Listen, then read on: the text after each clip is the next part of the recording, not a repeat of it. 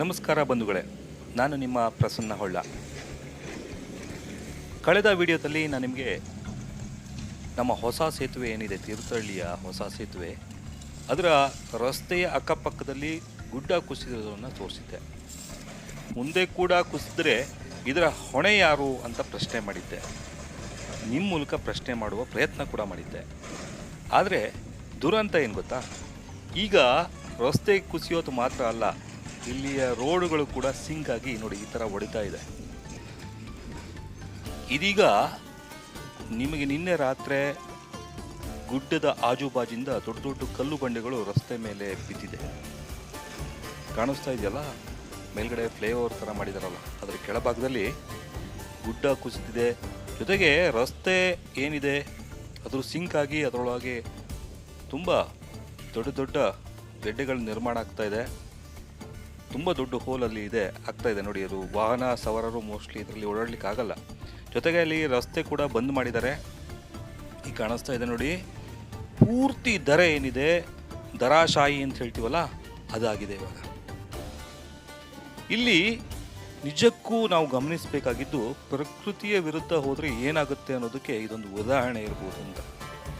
ತಡೆಗೋಡೆ ಅನ್ನೋದು ಅದಕ್ಕೆ ಲೆಕ್ಕಕ್ಕೆ ಬರಲಿಲ್ಲ, ಆ ರೀತಿಯಲ್ಲಿ ಗುಡ್ಡ ಕುಸಿದು ಬಿದ್ದಿದೆ. ಮೊನ್ನೆಯ ವಿಡಿಯೋದಲ್ಲೇ ಹೇಳ್ತಾ ಇದ್ವಿ, ದರೆ ಜರಿಯುವ ಸಾಧ್ಯತೆ ಇದೆ, ಇನ್ನೂ ಕೂಡ ಇದು ಮುಂದುವರಿಬಹುದು ಅಂತ ಹೇಳಿ. ಇದು ಸಾಮಾನ್ಯರು ಯಾರು ನೋಡಿದ್ರು ಅದಕ್ಕೆ ಗೊತ್ತಾಗ್ತಾ ಇತ್ತು. ಇಲ್ಲಿ ಮೇಲ್ಗಡೆ ಕಾಣಿಸ್ತಿದೆಯಲ್ಲ, ಇದು ನಿಜಕ್ಕೂ ಮುಂದಿನ ಅಪಾಯದ ಮುನ್ಸೂಚನೆ. ಹಿಂದಿನ ಅಪಾಯದ ಮುನ್ಸೂಚನೆಯಿಂದ ಈ ಥರದ ದರೆ ಕುಸಿತು, ಇಷ್ಟು ಕಡಿದಾಗಿದೆ ನೋಡಿ, ಇನ್ನೂ ಕೂಡ ಕುಸಿತಾನೇ ಇದೆ. ನೀವು ಯಾರು ಕೂಡ ಆ ಭಾಗಕ್ಕೆ ಹೋಗುವ ಪ್ರಯತ್ನ ಮಾಡಬೇಡಿ, ಮಾಡಿದ್ರೂ ಜಾಗರೂಕತೆಯಿಂದ ಇರಿ ಅಂತ ಹೇಳಿ ಈ ಮೂಲಕ ಹೇಳಲಿಕ್ಕೆ ಇಷ್ಟಪಡ್ತೀನಿ.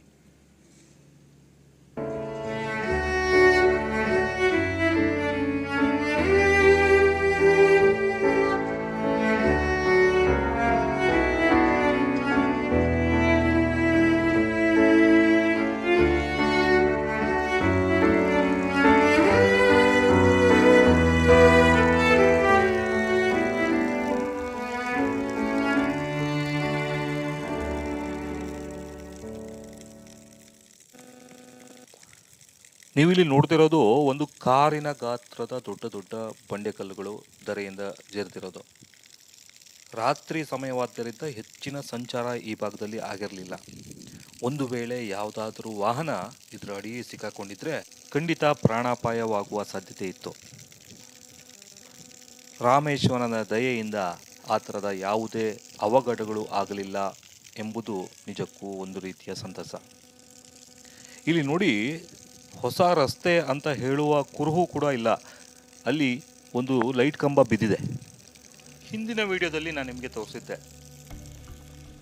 ಅದರಲ್ಲಿ ಕೆಲವರು ಕಾಮೆಂಟ್ ಮಾಡಿದ್ರು, ಮಳೆಗಾಲದಲ್ಲಿ ಇದೆಲ್ಲ ಸರ್ವೇ ಸಾಮಾನ್ಯ ಅಂತ. ಆದರೆ ಹಳೆಯದಾಗಿ ಇದ್ದಂತಹ ರಸ್ತೆಗಳಿಗೆ ಆ ಥರ ಅಪಾಯ ಆದರೆ ಸರ್ವೇ ಸಾಮಾನ್ಯ ಎಂದು ಒಪ್ಬೋದು. ಏಕೆಂದರೆ ಯಾವಾಗಲೂ ಕಟ್ಟಿರ್ತಾರೆ, ಯಾವುದೋ ಗುಡ್ಡ ಕುಸಿದಕ್ಕೆ ಯಾರನ್ನೂ ಹೊಣೆ ಮಾಡಲಿಕ್ಕಾಗಲ್ಲ. ಈ ರಸ್ತೆ ಇನ್ನು ಜನಸಾಮಾನ್ಯರ ಬಳಕೆಗೆ ಶುರುವಾಗಿ 1 ವರ್ಷ ಕೂಡ ಕಳೆಯಲಿಲ್ಲ.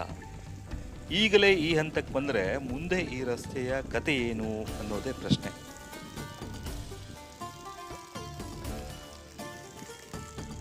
ಈ ಒಂದು ಕಾಮಗಾರಿಯನ್ನ ಮಾಡಿರೋದು ಪ್ರತಿಷ್ಠಿತ ನ್ಯಾಷನಲ್ ಅನ್ನುವ ಸಂಸ್ಥೆ. ಈ ಸಂಸ್ಥೆ ಹಲವಾರು ರಸ್ತೆ ಕಾಮಗಾರಿಗಳನ್ನ ಈಗಾಗಲೇ ಮಾಡಿದೆ. ಆದರೆ ಈ ಒಂದು ಕಾಮಗಾರಿಗಳಲ್ಲಿ ಯಾಕೆ ಎಡವುತ್ತು ಅನ್ನೋದೇ ಸಾರ್ವಜನಿಕರ ಪ್ರಶ್ನೆ.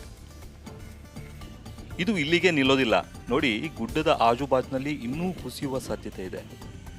ನೀರು ಇನ್ನೂ ಒಳಭಾಗದಿಂದ ಜಿನುಗ್ತಾ ಇದೆ. ಕಾಣಿಸ್ತಾ ಇದೆಯಲ್ಲ, ಇಲ್ಲಿ ನೀರು ಜಿನುಗಿ ಒಂದೊಂದೇ ಹಂತವಾಗಿ ದರೆ ಜರಿತಾ ಇದೆ. ಇದು ಎಲ್ಲಿವರೆಗೆ ಮುಟ್ಟುತ್ತೆ ಗೊತ್ತಿಲ್ಲ. ಇನ್ನಾದರೂ ಕೂಡ ಅಧಿಕಾರಿಗಳು ಮತ್ತು ಆ ಸಂಸ್ಥೆಯ ಸಿಬ್ಬಂದಿಯವರು ವೈಜ್ಞಾನಿಕವಾಗಿ ಹೇಗೆ ಇದನ್ನು ತಡೆಗಟ್ಟಬಹುದು ಅದು ನೋಡೋಣ.